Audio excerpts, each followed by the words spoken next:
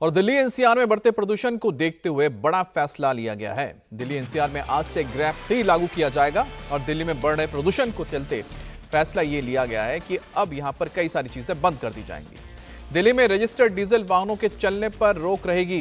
NCR में निर्माण और तोड़फोड़ पर प्रतिबंध लगा रहेगा और दिल्ली में आज सुबह 8 बजे से ग्रैब 3 के नियम लागू हो जाएंगे। ये नियम सिर्फ दिल्ली नहीं, नोएडा, गाजियाबाद, गुरुग्राम और फरीदाबाद में भी लागू होगा क्योंकि एनसीआर का हिस्सा है। और दिल्ली में आज भी पॉल्यूशन के वही हालात हैं। आज भी AQI 400 के पार है। आनंद विहार में एयर क्वालिटी इंडेक्स 441 जबकि अशोक विहार में 440 रिकॉर्ड हुआ है। और दिल्ली के दूसरे इलाके में भी अब हालात बदतर होते जा रहे हैं। तो दिल्ली में हालात को देखते हुए अब ग्रैब 3 लागू किया जा रहा है, जिसके चलते निर्माण कार्य, तोड़फोड़ के कार्य सब रोक दिए जाएंगे।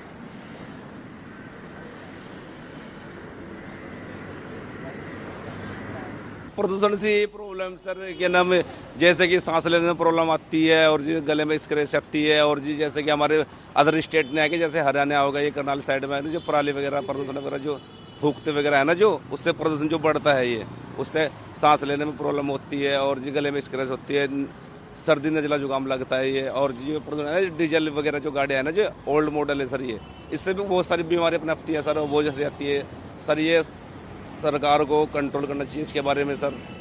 पोल्यूशन से बहुत दिक्कत होती है भाई, बुजुर्गों को सांस लेने में भी दिक्कत होती है, हमें भी होती है। और जो ये पराली वगैरह फूकते हैं, इससे भी प्रदूषण होता है, बहुत ज़्यादा प्रदूषण होता है इससे भी। मेन इसका रीज़न सर ये डीजल वगैरह की जो गाड़ियाँ ओल्ड गाड़ियाँ चल रही है ना सर, ये डीजल का जो धुआं निकलता है, इससे भी सांस लेने में बहुत दिक्कत होती है। प्रदूषण से बहुत प्रॉब्लम होती है। और हमारे साथ अनामिका भी जुड़ गई है। अनामिका, इस वक्त क्या हालात आपको लग रहे हैं? जो ग्रैब 3 लागू हुआ है उसके बाद से क्या क्या असर देखने को मिला है और साथ ही स्कूल जाने वाले बच्चों को लेकर भी क्या फैसले लिए गए हैं?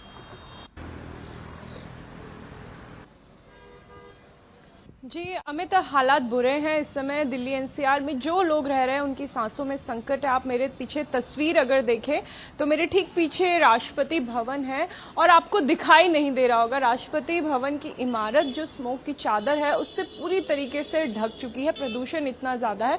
हालांकि आज थोड़ी सी धूप निकली है, इसलिए कल से बेहतर स्थिति है, लेकिन इस स्थिति को बेहतर कहना सही होगा या नहीं ये नहीं कह सकते क्योंकि प्रदूषण आज भी बहुत ज्यादा है। AQI 400 के पार है। दिल्ली में लगातार अभी क्योंकि अब ग्रैब 3 की जो पाबंदी है वो लागू कर दी है। 8 बजे से पाबंदी लागू हो जाएगी।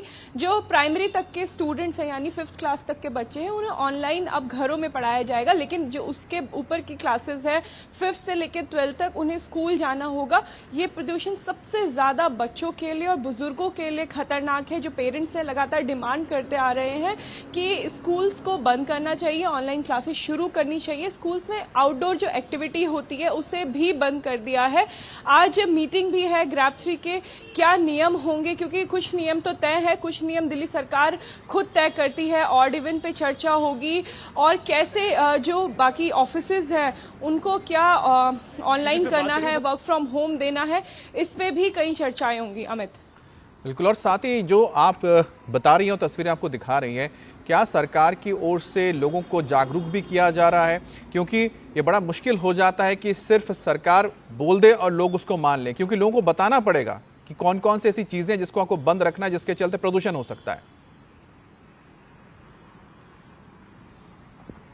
अमित देखिए, 4 कारण हैं दिल्ली में प्रदूषण के। सबसे बड़ा कारण है डस्ट पॉल्यूशन और गाड़ियों से होने वाला प्रदूषण।